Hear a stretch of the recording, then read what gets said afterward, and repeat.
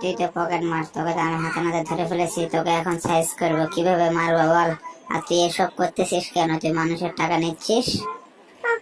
আমি হিমেল হওয়ার চেষ্টা করতেছি, তুই কিছু করতে পারবি না। আমি যতই চুরি করি না কেন, তোর মতো কত মরদ দেখেছি আমাকে ধরেছে, কিন্তু আমার কিছুই করতে পারবি না তোরা। আহ আহ আহ আহ আহ। তোর মতো আমি কত মরদ দেখেছি এবং সাহায্য করেছি, কত প্রাণ পেটবো না। তুই এখন হসপিটাল থেকে বেরোতে পারবি না, বুঝছিস না? এমন মার মারবো। তুই কি আবার চুরি করে ধান্দা এসে বসছো? তুই কি আবার টেনে চুরি করবো নাকি? টেনে কিন্তু চুরি দাঁড়িয়ে করিস না, নাহলে কিন্তু তোর পিঠে লম্বা করে ফেলাম। না, আমি টেনে চুরি টারি করবো না, আমি এমনি যাবো, বুঝতে পারছেন? আশা করি বুঝতে পারছেন, আমাকে কিছু বলেন না প্লিজ।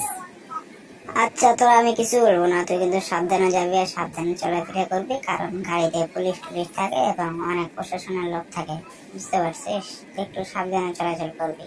তোর কিন্তু অনেক দুর্নাম শুনলাম, তুই কিন্তু সাবধান হয়ে যা।